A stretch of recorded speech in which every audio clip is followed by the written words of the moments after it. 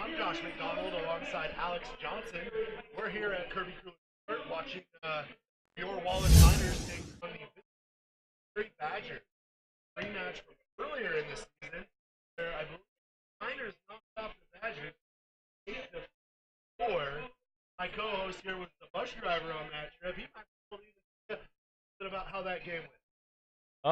It was a pretty close game for the first half, but Wallace definitely pulled it off in the second half, started to pull away, and came away with a really solid win. Looked really strong.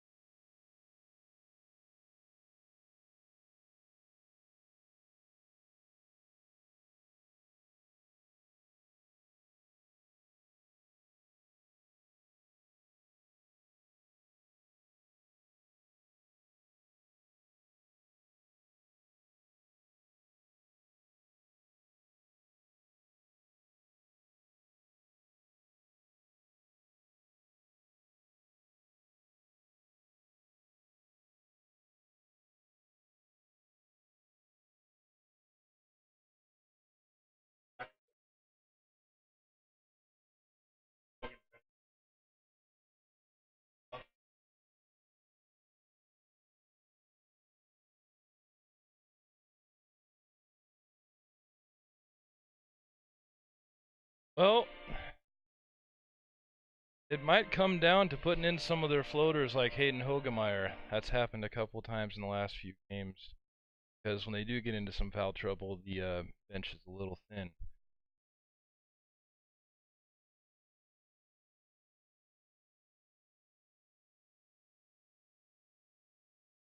In the second quarter, Jack Welch had 6 for 7 games. Yeah, that's getting to be kind of par for the course. Yeah, talked to his dad before the game, by cauterizing it, and everything. But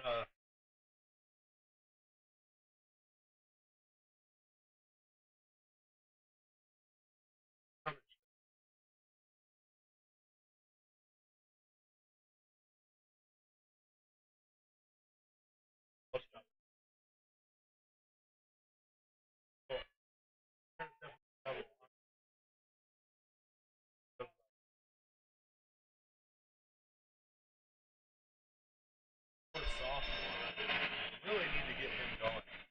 Quick, we're going to run through the starting lineup. First for the Badgers, it's going to be senior guard Seth Bateman, joined by, I believe it's his brother, who is a year younger, junior, Ty Bateman, joined by senior guard Dylan Hiddle.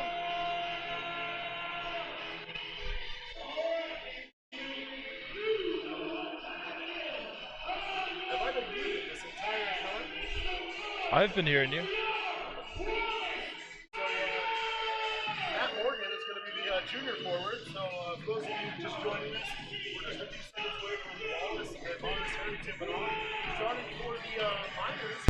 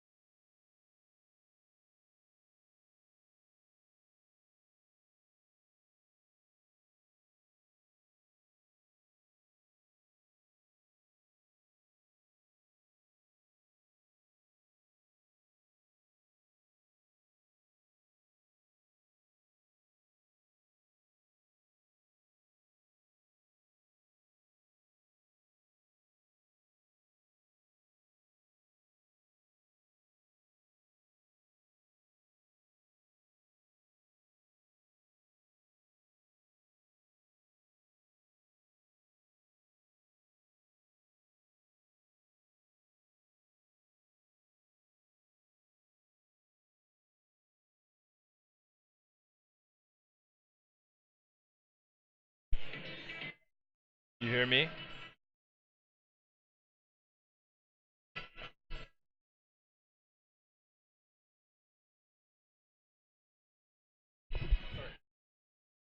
You hear me on the broadcast? Yeah, What because about me? Can you hear me? We're having a little bit of technical difficulty, ladies and gentlemen. Right here with the tip off, and it's going to be Kurt Brackenbush the ball off with, I believe that's Seth Bateman. it can jump. I'll start there. The tip is controlled by the Badgers.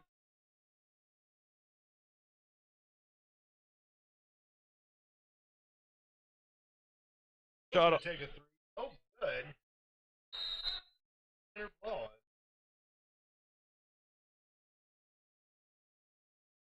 Yeah, and now they're in a half-court defense. I like right here. Logan Holmes matched up. The Oh, play right there, turnover. uncharacteristic to travel rolling with the ball. So what the Miners are going to do is spread the out.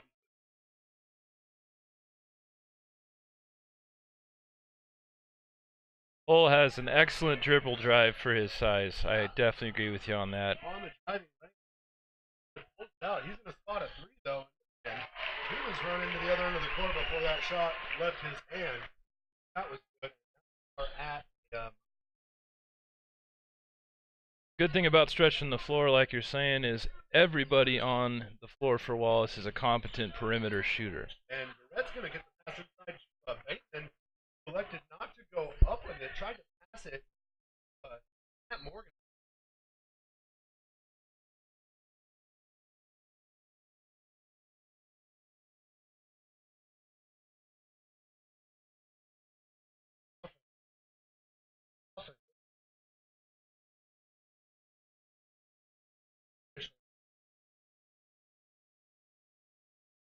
Oh, he's good.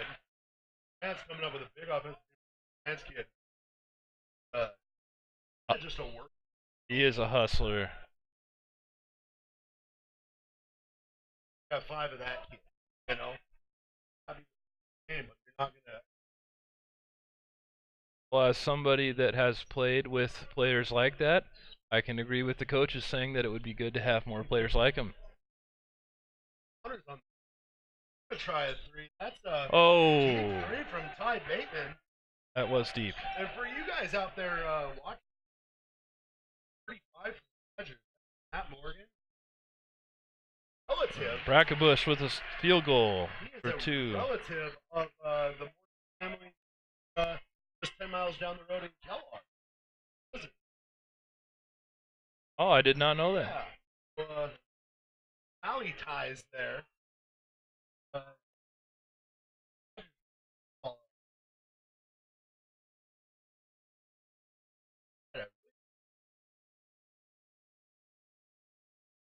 There. Bateman will go off the bounce from the line. Oh. Changes hands mid-air on the left side, goes left to right, and ties it up. Back comes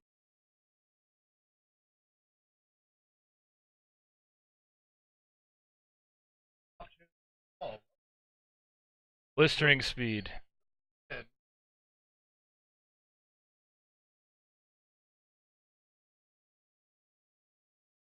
Right now, the one person who hasn't been involved in the offense, as I would like to see, Yeah. I believe he just touched the ball. Actually, he scored a two while you were talking about Mr. Morgan. Yes. Got his first field goal, but that was his first touch of the game, so you just saw his second one. There it is again. Brackenbush with the ball. Brackenbush is the guy going. Guys, back well. I can tell you from watching Wallace last year that on games where we're slow, Ferry Brackenbush starts scoring some baskets. Everybody else starts scoring some baskets too. He's kind of the inspirational leader out there.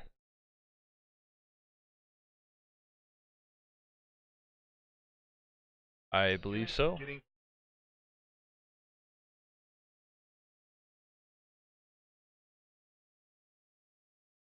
Well, for a player of his caliber, that's not that uncommon. And I mean, it's almost some rather Wallace brothers Yeah. in the Arson brothers. Right there, a cost.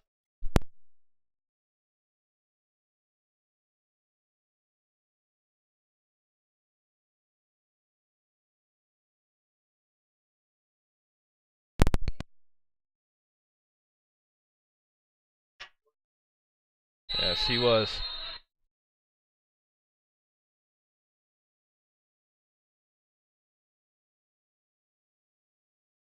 Andy Rice.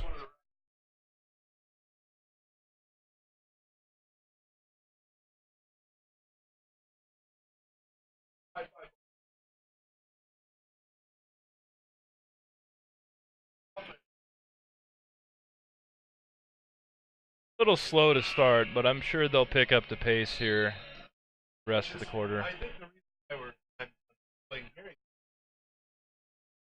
talking about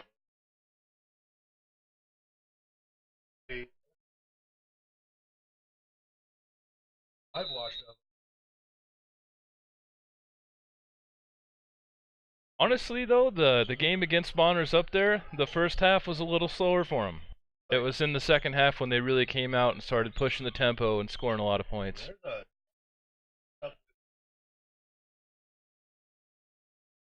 Oh. Stolen by Hull. He's gonna wisely pull the ball back.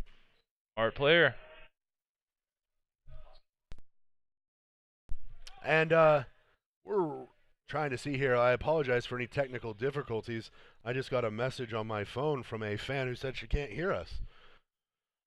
That's a bit disappointing. Hopefully we can get it working. I know. Welch All now right, out on sounds the like you perimeter. guys can hear us now. We have the best tech guys up here in Wallace trying to get this figured out. Oh, with us. Nice Logan Hull steal. with the steal. But that began in part because Tristan of Tristan Neubauer. Neubauer, and he's going to get a clean look here. Oh, Takes it, 2 points. avoids the charge, wisely elects to go with the one-handed floater instead of driving in, avoids a cheap foul, and gets 2 points. Wallace takes the lead. Big time play right there for the Miners. And Bateman with the ball out on the perimeter. They're going to go inside, though. Brackenbush with a lot of body. I'm happy about the no call there. Big standing tall down below. Tough interior defense. And right there, Eric Brackenbush will go 19 of 20 Mid-range. with that shot right there. And what makes these Miners so dangerous is there's not a single one of them that Coach Corey Miller hasn't given the green light to dribble the ball up the floor. I mean, I'm sure there's some he might prefer more than others, but all of them can do it. Yes, they can. Ooh, Miners got to make sure they're controlling the offensive glass here, or defensive glass, mind you. Badgers so far have, I think, had most of their scoring opportunities come off of offensive rebounds. Eric Brackenbush just picking up his first personal foul off of a play that materialized from an offensive rebound. That's only going to be his first foul, but they can't really afford for him to pick up too many cheap ones. No, it's first team foul, though, and it's late in the first quarter, so that's about on pace. Badgers struggling to inbound the ball. I think Brantz might have been able to get that one. He was nice there. Well, he doesn't want to get in foul trouble either. No, they need him out there defensively. His hustle and defense are what allows guys like Welch and Brackenbush to play the offensive role that they do. Inside, it's Hiddle with a nice little turnaround. No good. Rebound by Logan Hull. And they're aware that he'll bring the ball up, so they're trying to pick him up right as soon as the rebound is gathered. Morgan sticking to Hull like glue right there. Welch now with the ball. Too easy. Gets around his man. Wow. Scoop lay-in, no good. Almost got a steal there, or I'm sorry, that's offensive rebound. No, that's Logan Brantz off the missed Welch lay-in. Logan Brantz came in there with the matching hairdo. Right. Twins. Right. What do we have here? Newcomer to the game is Caleb Peterson with the ball. Gives Brackenbush a little push off there, trying to cut out. Morgan's going to get a three in the. Ooh, he was about to get a three in the key, but he double dribbled. I don't know which one's worse, Josh. I would rather get a three in the key call than a double dribble. Yeah, I think you're right. I feel like double dribble is something that's broken when you're in like the youth leagues. But Should be. should be. Should be. It happens. But sometimes you didn't have your coffee. Brackenbush pulls up, misses his first shot of the game there. I think it's 2 for 3 from the field. 30 seconds left here in the quarter. Badgers coming. They're trailing by 4 in what's been a rather slow first quarter for both teams. Bateman's going to get the ball out there to his brother, Ty. Kicked out to the corner to Peterson. Peterson back up to Ty Bateman. Seth Bateman showed fake, step back, errant pass, recovers his own errant pass, high post to Morgan. Morgan out to Hiddle, 5 seconds. Picked up by Welch. Welch playing tough defense, and a errant shot. Closer than it should have been. An errant shot there, well defended. If that had dropped, that would have been great shot, heartbreaking shot, depending on what team you're cheering for here today. But nevertheless, at the end of the first quarter, the Miners are on top of the Badgers, 9-5. And we're going to be right back with the second quarter. For Channel 3 News, I'm Josh McDonald. And I'm Alex Johnson. We're located in Wallace at 716 Bank Street, offer many services including hardware tools, guns, lumber, camping supplies, and Husqvarna utilities. Northwest Mine Supply offers products in the U.S. and internationally. To find any mining equipment, just search nwminesupply.com. Idaho Silver Shop, your silver specialty store located at 606 Bank Street in Wallace, is open 7 days a week for all your holiday needs. Come in and see our gift lines featuring Idaho Gardens and Idaho Opals. Enjoy a piece of homemade fudge as your gift is wrapped. The Pizza Factory located at 612 Bank Street offers much more than pizza. Have some pasta, a sandwich, salad, cookies, ice cream, smoothies, and a milkshake. Enjoy a piece of pizza while the kids play a game of air hockey or any of their archaic games. Stop by the No Bully Zone any day of the week. Your Wallace Miners are on top of the Bonners Ferry Badgers here on Channel 3 News Sports. And, kind of a stagnant offensive output from the Miners in the first quarter. I have a feeling that's going to change here in the second quarter. And Bush with a nice post move, gets his offensive rebound, but has it stolen. Oh, and he just caught kind of a wicked elbow to the shoulder. Oh. His right hand is dangling in something that is absolutely alarming. Hopefully just a dead arm there. I don't honestly know. He's a tough kid. Yeah, he is struggling there. I think he took an elbow either to the other, like to his elbow, or to like right in his forearm. Could be a funny bone too. Anyone who's ever taken a knee, an elbow, been punched in any spot in your lower arm, it is just a horrid feeling. Yeah, it is. On the attempted shot there, it's Logan Hull. His shot long, rebounded by Morgan for the Badgers. Badgers pushing it up in transition. And into the game, I'm going to say the name Tavi Pache. I'm going to think that's what his name is here. Number Tavi, 3. maybe Posh? Pache? All right, Zach. Welch One with on the two, steal. fast break, and no good. Ooh. And awful travel, not called on the rebound there. Pache kind of drug his feet and bounced a little bit. Badgers coming back the other way. This time it's Bateman for 3. No good. Rebound, Brackenbush. Brackenbush showing that quarterback arm. Oh. But Ty Bateman doing his best impression of a cornerback. And it's going to be Miners' ball. But I like Brackenbush looking up court. A lot of times you don't see that nowadays where kids get the ball and they don't look up court right away. They want to dribble.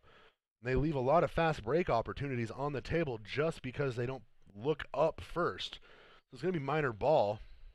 Brackenbush has the ball at the top of the key. He's going to drive in, creates some contact, fires up the jump shot, and referee Todd Bitterman's going to call that offensive. That's going to be Brackenbush's second personal. And the Wallace crowd not necessarily too thrilled with that call. I can't say that I blame them, though. Can't say that I can really blame them for being not thrilled on that one. If anything, that would have been a no call. Yeah. Bateman now with the ball, kicks it out, just kind of restart the offense. This one thing this Miners team is kind of It's not necessarily under the radar, but not as heralded for. They score a lot, but when they need a defensive stop, they're very capable of getting one. Logan Hull, for as good as a ball handler and kind of a utility player, can play every spot on the floor. He is a marvelous post defender. Yeah, him and Brackenbush stand tall down low and have some really tough interior defense. Done a lot for him this year. Well, and we've seen Logan Hull shut down. Well, I don't want to say shut down, but contain the likes of Genesis Prep's Kong Ajang. Kong Zhang. That's a fun name.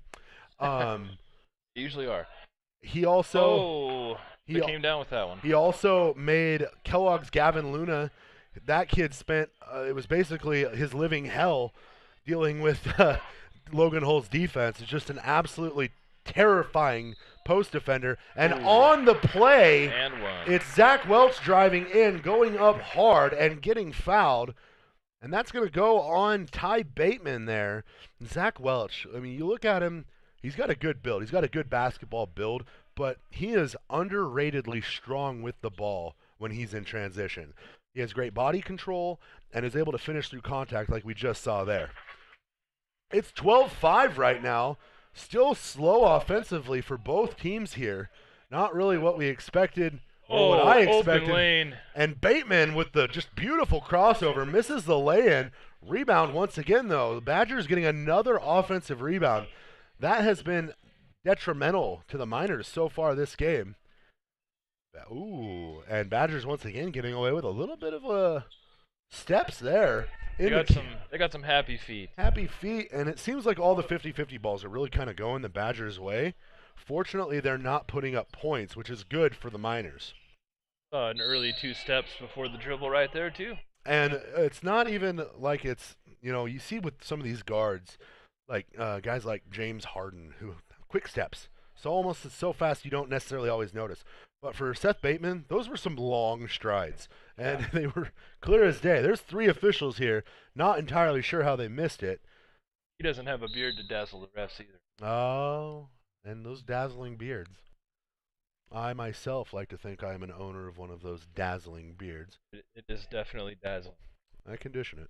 I put a lot of work into it. Badger ball underneath their own basket and trying to get something down low. It looks like they're going to inbound the ball out. The Miners not giving the Badgers an inch underneath the basket. Going to force them to try and shoot their way back into this game.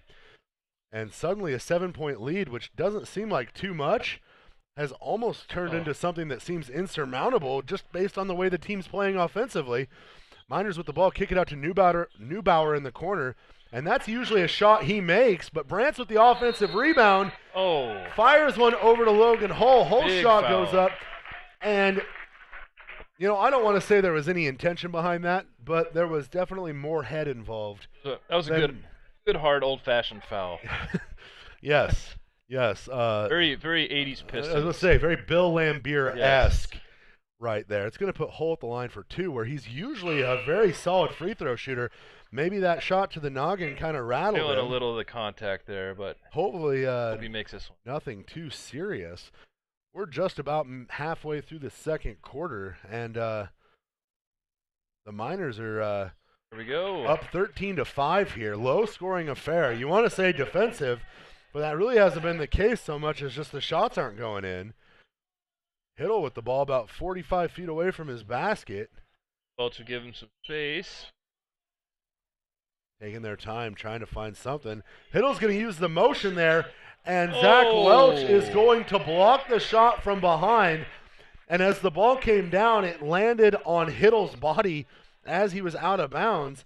And Hiddle's got that right hand heavily, I don't know if that's a brace or a bandage, but he landed right on that and was holding his thumb as he came down to the other end. Hopefully he's okay. Luckily the referee was in position to make that no call. Absolutely. Good call by the officials not to call the foul.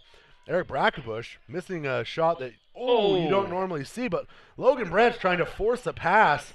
Dylan Hiddle, wow. That was some speed right there from Hiddle, and I actually think I remember watching Hiddle play football. Zach Welch just gave Hiddle a little shake and bake there, and we're going to get I believe, timeout? No, a player control foul was called, an offensive foul on the rebound. Wait, I thought. Off ball foul, maybe. Yeah. The foul's gonna Oh, go. no. The foul's gonna go against Ty Bateman, who must have pushed Logan Brantz out of position after he secured the rebound, which is why Ben Allen called it an offensive foul. Never seen an offensive foul occur 90 feet away from someone's own basket, but first time for everything. Miners on top 6 right now. It's 13-7. Nice inside look. No Brackenbush good. with the rebound on the miss. Brackenbush playing great defense there to challenge the shot. He'll pull up in transition, and so far I believe he's 3 for 3 from that spot. Right between the free throw line and like the second hash mark on the left side of the hoop. Or on the left side of the lane there, and he's just money from that spot. Miners try forcing one in, and a lot of contact there on the deflection. No foul, though. It's going to be Badger ball under their own basket, trailing by 8 now. Hiddle's going to inbound the ball to Peterson. Peterson up top to Bateman, over to... Good hands from Zach Welch. That's Hayden Stockton. And Stockton's pass is going to be deflected out of bounds. It will remain with the Badgers. Like we've said, Miners' underrated defense at times. They know when to get stops. They know how to do it when they need to. And this is a decent Bonners Ferry team, too. They knocked off Sandpoint recently, and Sandpoint just went down to Lake City and beat them. So I have to believe this is a talented Badger team. That just speaks volumes about how good this Miner defense is. Beat Sandpoint, huh? Uh-huh. Wow. Sandpoint beat Lake City. Uh-huh. I mean, that's pretty impressive. I mean, you know, one doesn't always equate to the other, but you have to believe that a team that could score points on a bigger school like Sandpoint, that can score points on a bigger school than them, like Lake City. Yeah. That's, Wallace being part of one of the smaller divisions in Idaho. Something to think about. Right. Oh, great pass. Neubauer recovered kind of the ball off his fingertips. Back out to Brackenbush. Brackenbush dumps it off to Hull. Hull, I think, should have gone with the ISO play there, but found Brack. Brack will pull up from the free throw line. Hard off the back iron. I believe it hit the cable. Oh. Rebound recovered by Brantz, who goes out to Welch. Welch dribbles the ball. Oh. And a soft foul called on Welch there as he jumped up to deliver the pass. That was Chris Durrett who slid in under him and just kind of rolled with the contact. Not enough to really justify the acting, but like you were saying with those bloody noses, we're seeing quite a few offensive fouls this year. Yeah, and that's only Zach's first foul, the team's fourth foul. Miner's not really in any sort of foul trouble outside of the fact that Brackenbush has 2 of those 4 fouls. Entry pass, and they're trying to post up Hiddle. Durrett with the ball, high post out to, that's Stockton. Stockton tries a 3. Stockton is like the spitting image of his brother. I'm assuming Caleb Stockton is his brother because they look like twins. And Caleb Stockton, for the last few years, had terrorized Kellogg. Because I'm not sure. And are we going to get another offensive foul here, or are they going to hit number 32 with a foul? That's Peterson. Yep, they're going to give Peterson the foul. I actually believe that Bateman had drawn a charge, but Peterson's involvement on that play. His feet definitely weren't set, but Bateman's were, ruined it for him. Kind of a missed opportunity. And Bateman ate all of Logan. I mean, Logan Brantz might be like 145 pounds. But he's moving. But when he's going full speed and you take that right to the stomach, that's going to hurt. Logan Brantz, one of the only kids I've ever seen that can run at a full sprint for the entire game. And he doesn't do track and field. What does he play in the spring? Nothing? Doesn't do anything in the spring. He has his own landscaping business that is quite successful. Smart kid. Very enterprising young man. Misses the free throw, gets his own rebound on the outside. That is impressive. That's a direct reflection of the effort Alex was just talking about. And you just see it right there. Ooh. Brackenbush with the intended lob pass for Neubauer. Good cut. Fortunately, the Badgers tipped it out of bounds. Hull might have actually had a decent look had that ball landed right in his hands. Yeah, he would have had an open lane if nothing else. Miners with the ball. They're going to find Welch in the corner. He'll spot up. Oh, my goodness. Oh, my goodness. Holy cow. No, it's a lot of fun to watch Zach Welch because he really is a blend of like Steph Curry and Klay Thompson. Curry will pull up from outrageous distances and knock it down, and Klay Thompson does similar things, but it's more of a quick release pull-up jumper, just like we saw in the corner there. And on the drive, that's going to be Durrett getting fouled, and I believe they're going to give that one to Logan Brantz. Miners kind of defensive lapse there that gave Durrett a wide open lane down the side of the free throw. The key Zach there. Welch's game, though, also is not one-dimensional at all. He doesn't only score from the perimeter, but he has an excellent drive as well. Well, and something like we said about Zach earlier, his body control and the way that he handles himself in the key when he's driving is second to none. I haven't seen many kids. The only kid I've seen who has similar body control that I've seen in the Valley in the last few years, I would have to equate it to Chase Jerome. But Welch is a more polished shooter than Jerome is. Jerome was more of a physical brute down low. But body control-wise, you don't see very many kids these days who can control their body. And I would actually go back as far as our teammate Jeremiah Bigspring. I think Zach is every bit the player that he was. I would say that Zach Welch was probably a better shooter. Outside, definitely. Yeah, Zach, once again, benefits from the fact that he is just an absolute finesse player. But Eric Brackenbush showing that he's no slouch either. Carrying the offensive load also, Brackenbush and Welch both with 9 points in the game now. If I had to give Eric Brackenbush a pro comparison, it would be Dirk. Nowitzki, yeah, that's a good one. Or now Karl Anthony Towns. Yes, or a little Kristaps Porzingis.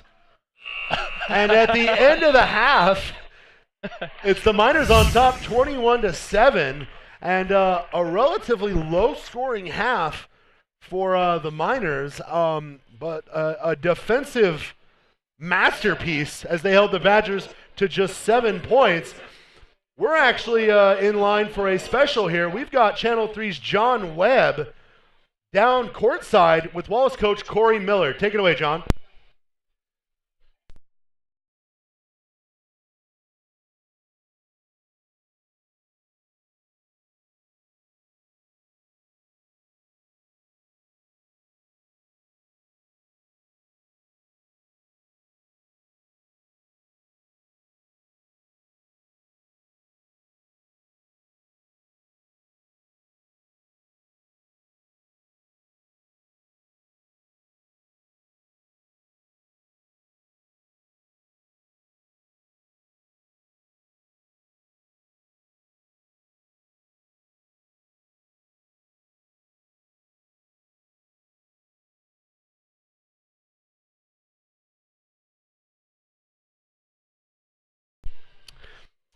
Thanks, John. So it's halftime here, and with the Miners on top 21-7, we're going to take a little break, but we'll be right back with more Channel 3 Sports after a short break.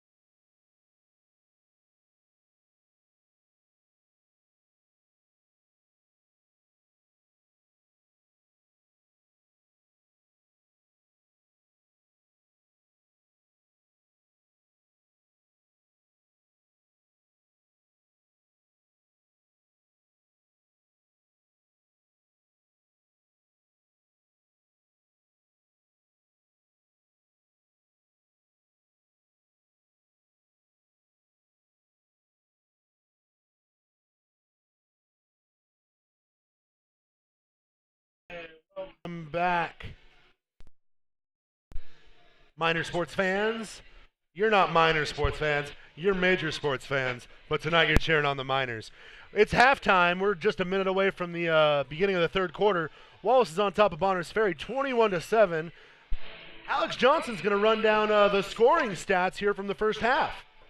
Well, right now, Bonners Ferry only has 7 points. We have Seth Bateman with 2, Ty Bateman with 3, and Dylan Hiddle with 2.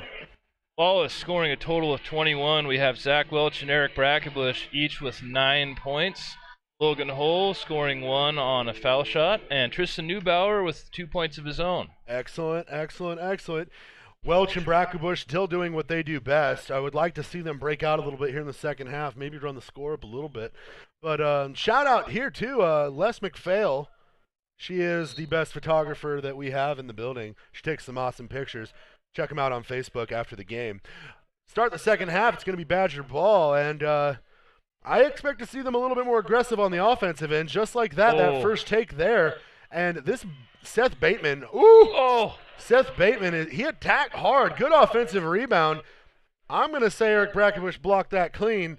The rest are going to say he just picked up his third foul. And now Is it on him? Oh, yeah. And, okay. The Miners are going to have to sweat. Wait, maybe not. They're going to give it to Welch. That's what I thought. That's why I was asking. You could say that he welched that foul from Brackenbush. Maybe. First shot is up and good for that's Chris Durant. Much needed bucket for him. Second shot, just the same. And cutting this deficit to 13. It's just a 13-point game. Still very overcomable. Brackenbush going to get inside. Oh, clean block. And that's Hiddle. And Hiddle is kind of a freak athlete. I watched him play football this year. Kid's a stud. And just like that, the lead's cut to 10. The Badgers have scored more than half of their first half total. Eric Brackenbush misses the three-point jumper. Rebound by Neubauer, who goes up, and he's fouled by Durrett. Great offensive rebound. And that's good one heads-up play. You really can't say enough about how hard Neubauer works. Any sport that he's playing, he's just a hard worker. A couple weeks ago, he came in after Hunter Stutzky broke his arm, lit Kellogg up for 15 points. Second highest score in the game. The thing I like about Neubauer and Brant's they were both floaters on JV and Varsity last year. They knew just how hard they had to work and they make it this year, and they are doing that work 100%. And I think they understand their role. Yes, they do, and they fit into those roles perfectly. Yes. This Miners team has a synergy that a lot of teams don't.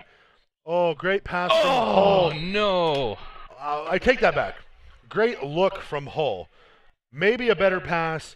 Maybe floated up there. I mean, you're looking at a 6'3" Brackenbush, who I guarantee you can get up and at least touch the rim. He can actually dunk. Yes, he can. Well, we could have seen just a highlight reel, pretty fly for a white guy dunk right there.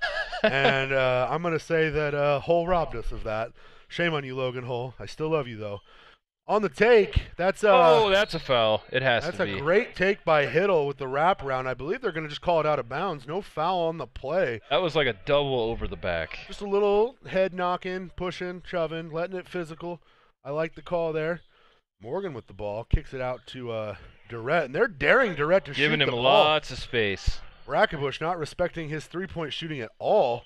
Morgan's going to dribble in. Hard take. Tries to go with the finger roll. It didn't quite work out for him. Oh, great move by Durrett. The problem is when you start your move from out of bounds, it's not going to count for anything. Yeah. So the Miner lead remains 11. 6:22 left here in the third quarter, and still seeing that slow burn offense from the Miners. It's just not anything we're accustomed to seeing. I think that's why it's so jarring. Well, maybe they just decided to be a little slow-mo today. Ooh, right there. Brant's with the offensive rebound. Kicks it out to Hull. Hull dribbles in. Stop and pop. No good. This Miner team is very good about pulling up. Good mid-range game. Not drawing off or not picking up offensive fouls. Steps, little happy feet. No call, though. And 6 points here in the third quarter for the Badgers. It's a 22-13 game. Welch is going to dribble through literally everyone on the court. and he's going to put up a nice left-handed scoop lay-in. Welch now in double digits with 11. But then on the other side, Hiddle's going to do the same thing. His just didn't go in. Good back and forth. Welch drops it off to Neubauer, out to Brackenbush with the hezzy and the put in. Not to be outdone, Brackenbush now with 11. Just giving a shout out to Lance Stevenson. He called that the hezzy dribble and got Bonners to bite on it, and now it's a 26-13 ball game. And Coach Andy Rice, he's going to take a full timeout. He's not too happy about what he's seen defensively from his Badgers, and I can't say that I blame him, Alex. It's been kind of atrocious. But that being said, Corey Miller should probably talk to his guys a little bit and tell them they need to clean up their defense too.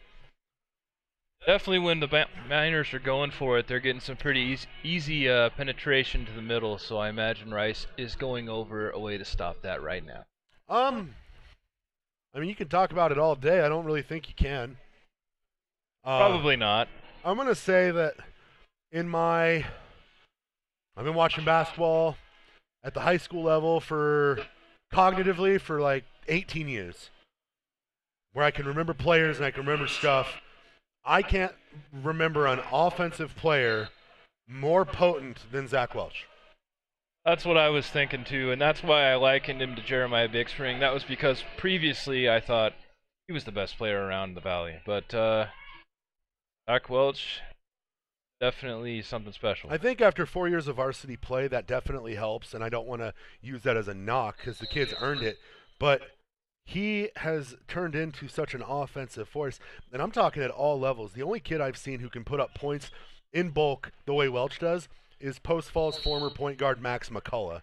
And that kid's playing, I think, Division III ball now. So obviously the skill translates.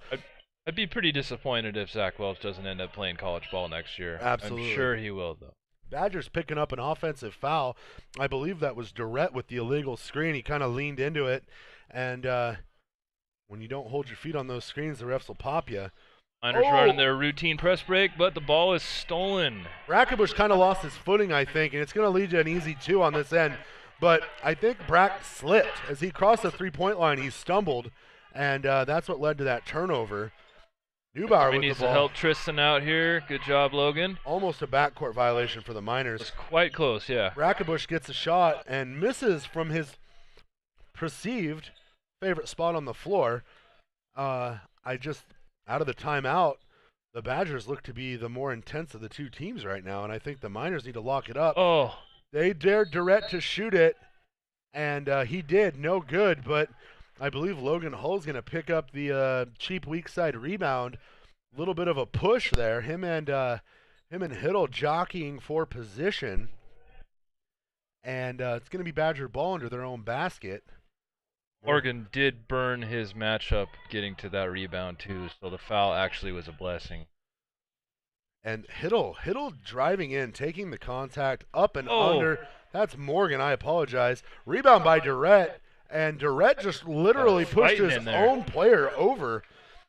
Cleared Morgan out of the way so he'd get a look, and here come the Miners.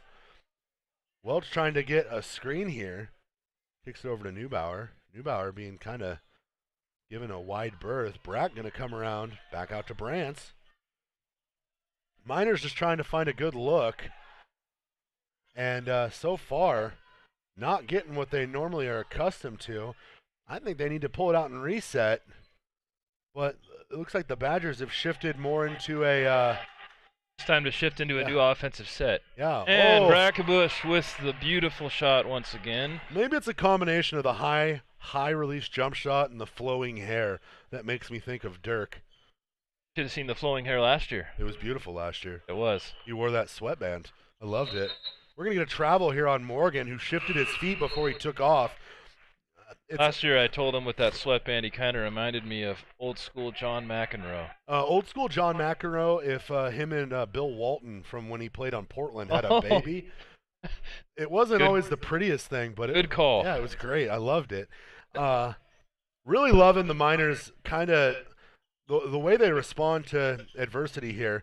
The Badgers are on a bit of a run, and the Miners aren't really showing that they're rattled by it. Maybe they should show a little bit more intensity, but right there shows why it's good for them to not. Zach Welch was trapped at half court. It was a terrible, terrible decision for a kid like him to pick up the ball that close to half court. Welch is going to get a breather, actually. Got out of it, though, and Racketbush picks up 2 more, now 15, trying to convert the and one. Up by 15 points. Welch can take a little bit of a breather, get Hogemeyer in there. Racketbush's and 1 free throw is good, making it 31-15. Some scoring here. It's kind of nice from both teams. And going to be Hiddle with the ball. Goes high post. Morgan out to Bateman. Bateman is just a big kid. Bateman was actually, you don't see very many kids Bateman's size. Wow, look at the bruising down there. Really could have been a travel. Yeah. Bateman played running back for the Bonners Ferry football team. Obviously not like a super speedster, but his strides are like 7 feet long. The big kid, hard to corral. Rebound by Brackenbush. Brackenbush, when he gets that ball and kind of tucks it in there and starts spinning, there's no way you're going to get to it. He gets very dangerously close to an offensive elbow foul, but does it in a way that most referees aren't going to call it. Brackenbush spotting from 3. And to say that Eric Brackenbush was feeling himself in the third quarter would probably be a bit of an understatement. He started the quarter with 9 points. He's at 16 right now. 19. 19. Now 19 I didn't after see the that. three-pointer. So he's got 10 points here. Hogemeyer with the great defense there deflected the shot, but the Badgers come up with the offensive rebound and a bank shot.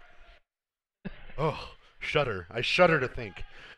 But 2 points is 2 points. It's 34-17. Badgers really showing that tight defense will kind of affect their shots. We got Hogemeyer in the game now off the bench. In place for Zach, getting some varsity minutes for the young guy. And Hogemeyer has shown flashes of brilliance, like we talked about earlier. And he's going to need to show those flashes of brilliance because the Miners are going to need depth when it comes time for games that mean more, i.e. state play-in games and, fingers crossed, the 1A Division I state tournament. Fortunately, the best 1A teams at that size are all north of, all pretty much in the northern part of the state.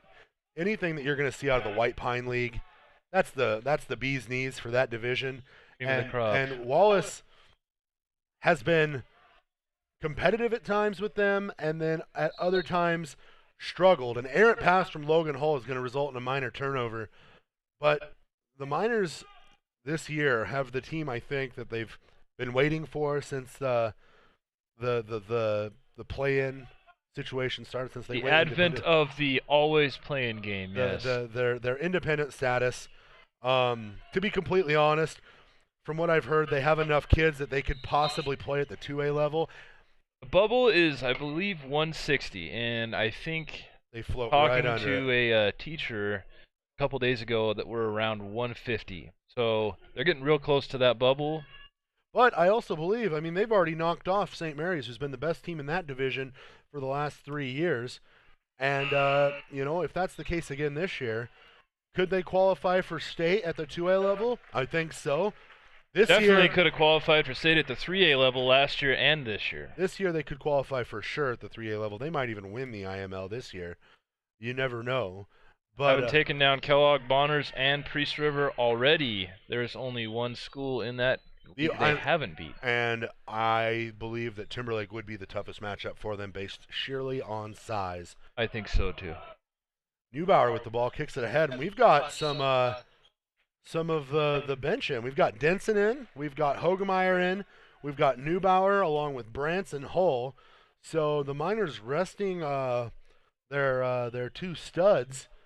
I'm not sure. There's only 30 seconds left here in the third quarter. It's a 34-19 ball game. Miners are emptying, not emptying their bench, but if getting some good kids in to get some minutes. Some errant passes there. Hull wisely let the ball cross half court. That's the kind of player that Hull is. He is such an intelligent player. Brant's going to dribble. Brant's getting minutes at the wing, which is something probably incredibly valuable for him. He's going to get a nice look there off the Hull pass. No good. Rebounded by Durrett. And our horn was a little bit more premature than their horn. But at the end of the third quarter, It's Wallace 34, Bonners Ferry 19. A great half for scoring. I actually think, what was it, 21-7? 21-7. So the Miners outscored the Badgers by 1 point there in that quarter, but finally a competitive quarter. Yeah, it was nice to see some offense. I'll definitely agree with you there. Now, coming back to Timberlake, who you just mentioned, I did see them play in the Silver Valley tournament, but it was against Mullen. And they did look strong, but I honestly don't think they looked any stronger than Bonners Ferry. And I do think that Kellogg is going to have a little bit of trouble with Bonners Ferry and pre-server this year, so it'll be interesting to see how the IML turns out. Yeah, that IML is an interesting division. The Wildcats already beat Timberlake once in what was a fairly competitive game. They won by 7, but it really came down to the fact that Kellogg had better guards, which I actually think that the Wildcats guard play should have been enough to be a lot more competitive with these Miners. But what the difference between these two teams is that Wallace plays with all the heart in the world, and at times it feels like the Wildcats are a soulless bunch of guys just kind of running through the motions right now. Hopefully they get that in check. But the nice thing is these Miners, I mean, they're right now on pace to, I believe, start the season 8-0 is what I saw. It'll be their best start in at least the last 15 years. I'd say so. And rolling without 2 of their starters, they have to be in position to know that when they get Stutzky back, they're probably going to be at least a top 3 team in the state for their size. I would not be surprised to see them in the rankings at some point soon. I know they're the number 5 team this week, or last week. So this week, when the rankings drop, I believe either tomorrow or Wednesday or Thursday, we might see the Miners. Well, we should see the Miners creeping up. Top 3, maybe. Oh yeah, top 3. Hopefully, if we get a win tonight. A win tonight has to put them in the top 3. Brackenbush, nice jump off pass. to Welch. Welch is going to get fouled. Welch wanted a dunk there, I think, but it did look like he was going for it, didn't it? Going for the 2-hand, and for a kid who's 6 foot, that size, I mean, that pass and that play was pretty much the equivalent of a drop step dunk, and we know that he can get them. That is just a testament to how impressive this kid is as an athlete. Wallace's last matchup with Bonners Ferry was at Bonners Ferry. I drove them in the bus to that game, and I did witness Zach's first dunk of the season, which was on a missed free throw.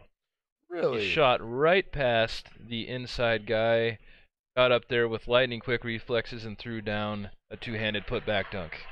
That sounds like it was amazing. It was. It kind of fired the crowd up, even though we were in Bonners Ferry. Right. And to go up to Bonners Ferry, anyone who's played basketball knows that unless you're from what a steal! The cookie. Zach with the fast break. And the Euro step off the glass. Reverse!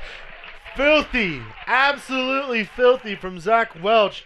But back to what we were saying, anybody who's made the road trip to Bonners Ferry knows that that's half the battle for them. That's a long road trip. It's a long time to be on a bus. It's not fun. It was a really rough drive that night, too. I can definitely tell you that, Josh. The visibility was very poor in the rain. So it's even slower. You have to take your time more. You get up there, your legs are tired, and they need to stretch, and it's just not – it's the ultimate home field advantage Bonners has. And for the Miners to go up there and do what they did is just a testament. I mean, we don't see very many teams of any size, equal size, bigger size – go up there and score that many points in that gym. I can testify to the fact that that gym is probably one of the toughest environments to play based on the crowd support. They come out for their kids, and then the drive itself. So, the only team that travels better and has a better home crowd than Bonners Ferry is probably St. Mary's. I'd say Sandpoint's right there, but Sandpoint student body likes to come out. We know that. Nice tat, Joshua. Nice tat, Josh. I can remember that too. But these Miners they're showing that they are capable of going into multiple environments, whether it's big game environment, tough road trip environment. I mean, the next big spot for them, big test for them, I believe is a late January contest with Kellogg in Kellogg. And I'll be driving them to that one as well. After what we've seen in the first 2 matchups between the schools, I have to believe that it's going to be At least a lot closer. And yeah, it's going to be packed. The environment is going to be one of ultimate hostility. I'm excited to see how the Miners respond. Miners right now are being given a full court man-to-man defense. Zach Welch needs to be careful. What a spin move. Oh! The finish. I'm pretty sure those points belong to Dylan Hiddle. Holy cow. Hiddle blocked that shot in. Zach Welch put him in a spin cycle, got to the hoop.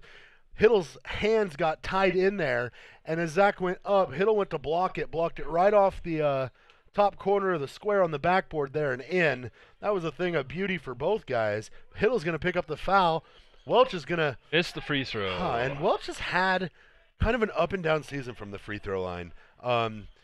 Kid that can score the ball just about anywhere, struggling from the free throw line. Not sure how Eric Brackenbush didn't pick up a foul there, but he's lucky. But it resulted in another offensive rebound.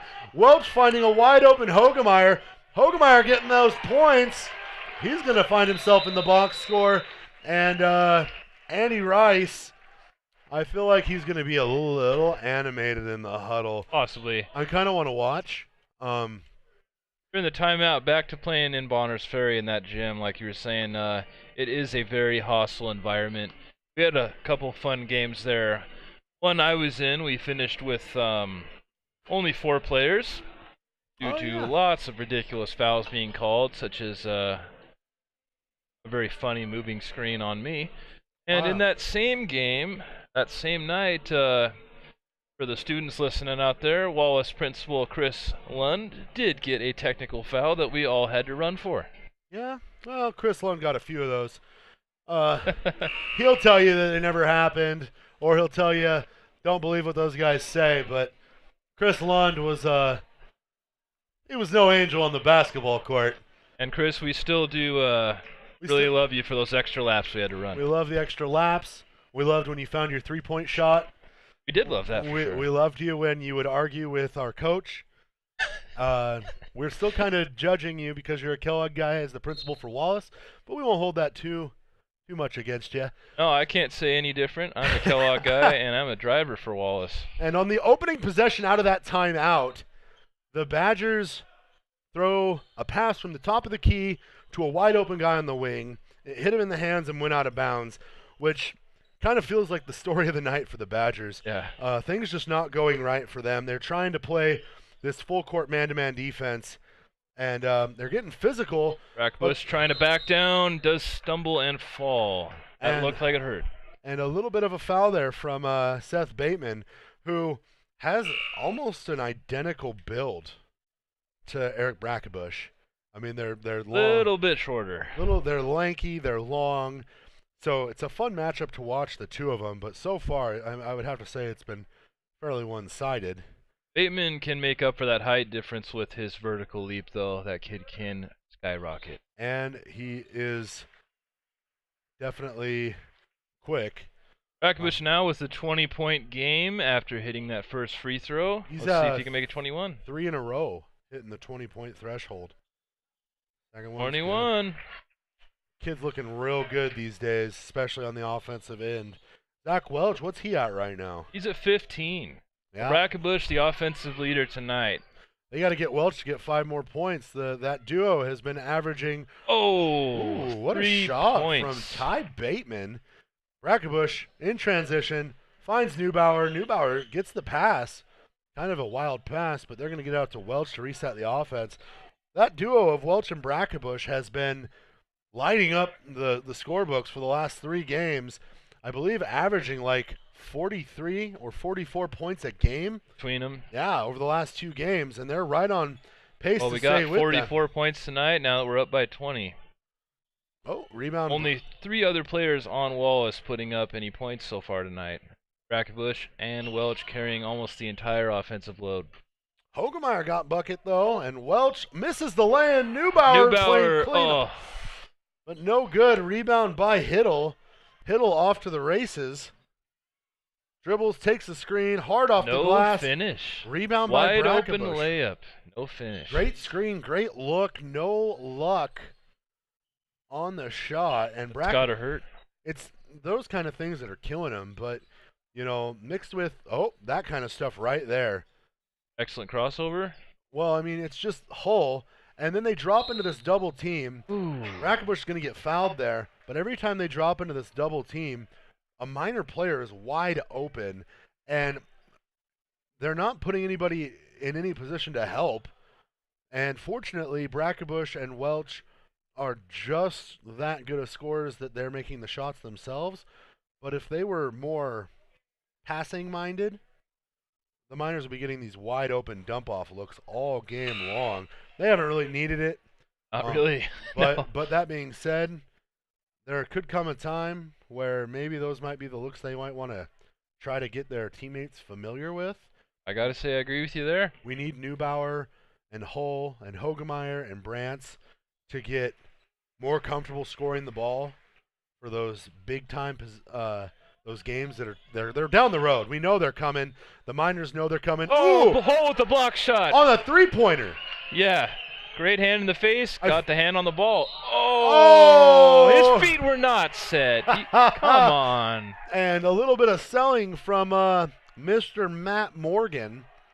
Hull with the crossover. That would be Dallin Foster. That wasn't Morgan? That's 25. Oh, 25. My bad. Okay. Down. It had a 5 in it. Dallin. Ooh! Wow. The change hands layup. And wow. 35-25, both with the kind of the longer hair. And we've got some twinsies out here on this court. We do. Kids that look alike. My bad. But Bateman, that was a great play by Bateman, kind of demonstrating what he's capable of. He gets the free throw to go down. Oh, what Brack. That was a poor decision, and fortunately it didn't cost the Miners anything. But not going to say anything about that one. Those kinds of plays are the ones that you just can't make at this juncture in a game. Oh, off the knee. Great job by Logan Hull to secure the ball. And Hull with the ball again, working on that's Foster. What a pass. Oh. Dumps it off to Brack. Hiddle. Got some circus action going on down on the sideline. Somehow, Zach Welch comes away with the ball and scores two. I don't even know how to describe what I just saw. I think Brackenbush got an assist on that somehow. Somehow, a little volleyball tip there from the ground, from his butt. Good interior defense. Stops the shot. Nice kicks it little out. elbow jumper. No good. Rebound by Brackenbush. And they're trying to crowd him. And Brackenbush can handle the ball just like everyone else on the floor for Wallace. Hull's going to get past his guy. And he's going to pull it out. There's 3 minutes left. Wallace on top 47-27. Starting to look more and more like the game that they wanted to have. Well, I was calling a 20-point win. Hopefully they can hang on to that. I'm not wrong. You know, considering that the first game was a 68-54 ball game, I'm just wondering how in the world the Badgers scored 54 points. They're at literally half that, or prior to that layup there, they were at literally half that with 2.5 minutes left here in this ball game. The Badgers really matched the pace of the Miners in the first 2 quarters of that first game, and that's how they came away with that many points. Gotcha. The second half, though, it was pretty decisive. Zach Welch picking up an offensive foul there, and to be honest, number 50, Gary Gunderson entering the game. Gary Gunderson's a crowd favorite. You're He definitely is. You're gonna hear, give it to Gary every time the Miners have the ball for the rest of this game. Shoot it, Gary. Shoot it, Gary. I don't care where you're at. Just shoot it from there. And Gary is the Rudy. We're going to call him the Rudy of this team? He essentially is. He was the manager of the team for the last 2 years. Decided he was going to... They suited him up this year. He's going to put on the... lace up the boots and go to war with his buddies. And, you know, it doesn't matter whether you get no minutes, a few minutes. When you get minutes and maybe you're the hype guy on a team or something, everybody plays a role. Yeah. Whether it's practice, whether it's, and Gunderson's down there working. Like, he can shift his body around. Oh, little Wes Unseld going on there. Hey, you know what?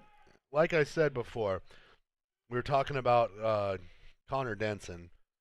You don't have to be the strongest guy, but if you've got size or you've got leverage, you got length, you got to know how to use it. And right there, Gary Gunderson was showing me that he knows how to get a seal on a guy because he was getting some good ones down there in the block.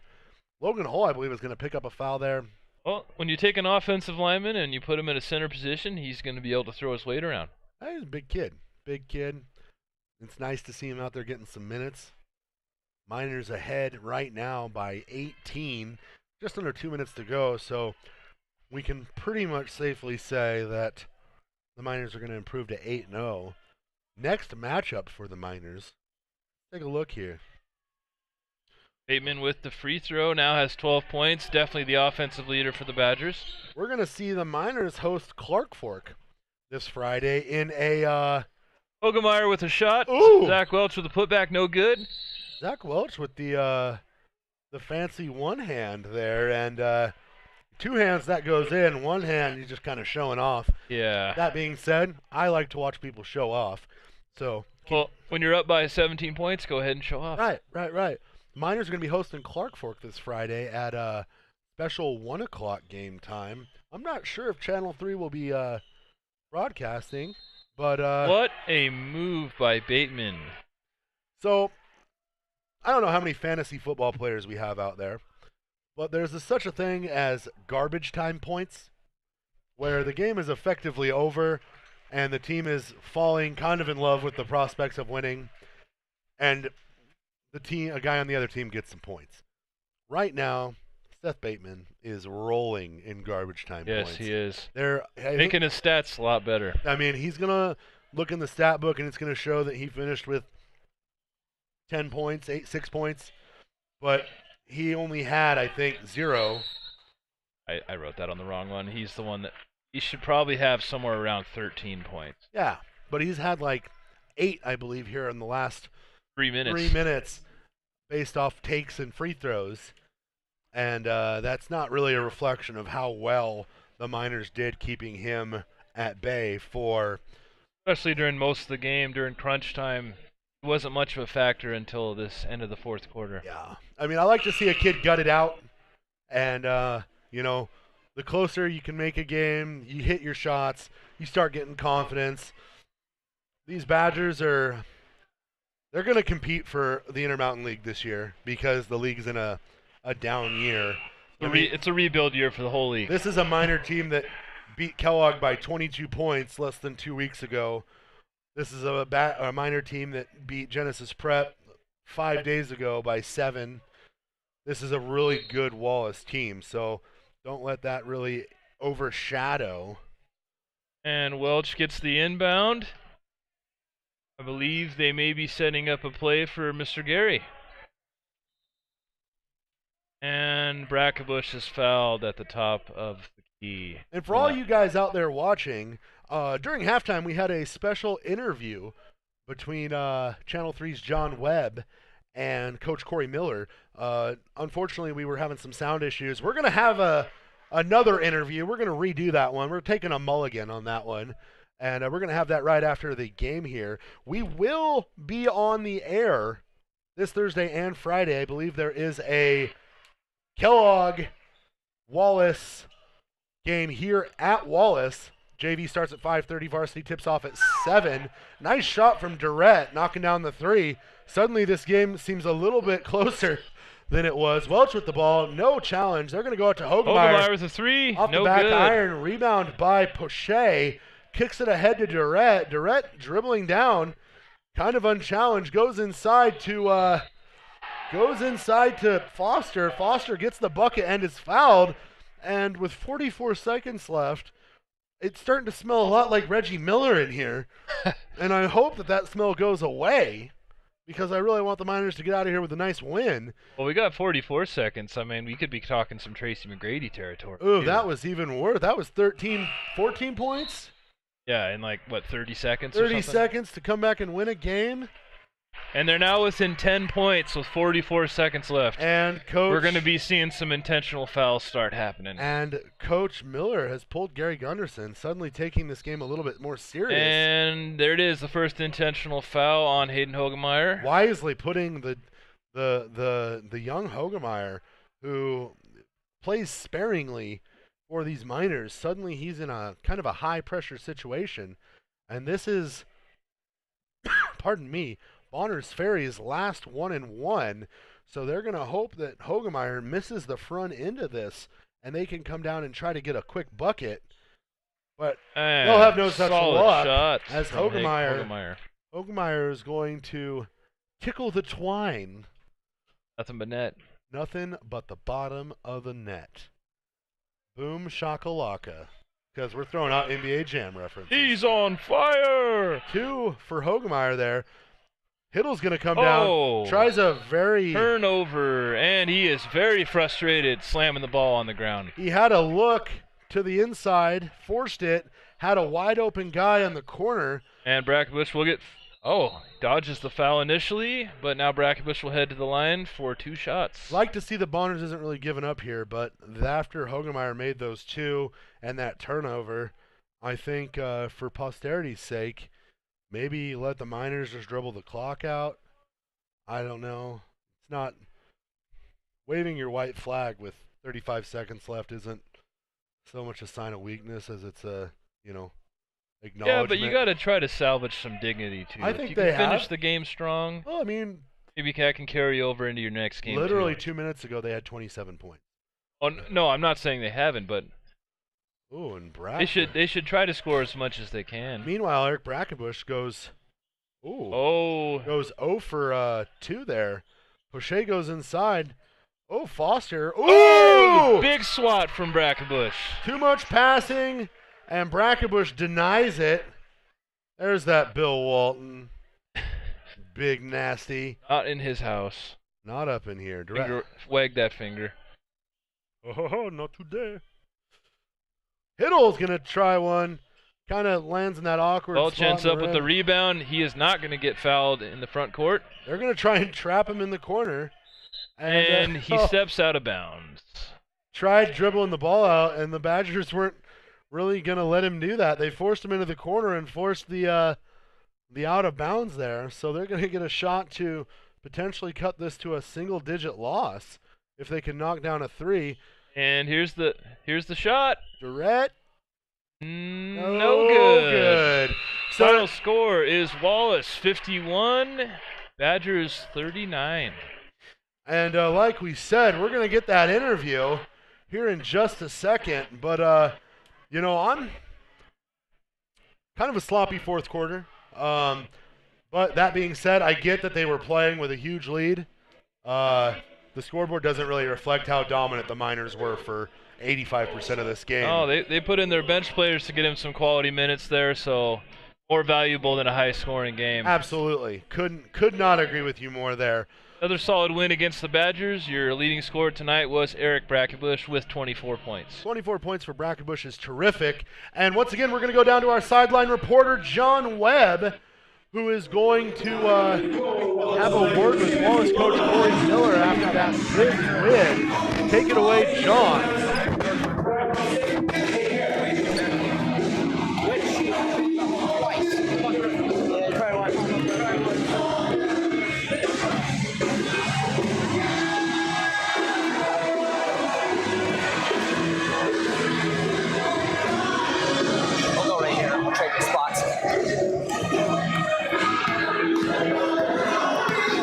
We are back live. We had some technical difficulties earlier in the broadcast, but we have Coach Miller back. How you doing? Great. Anytime you win, it's a good thing. We won 51-39 against a 3A school. What went well overall in the game? We played great defense. So, offense, we struggled a little getting any rhythm. There just wasn't much energy tonight, but nonetheless, when you pull out a W when you don't play real well, that's a good thing. All right. We lost 2 star players earlier in the season. Both Hunter Stutzky and Carter Bailey sustained injuries.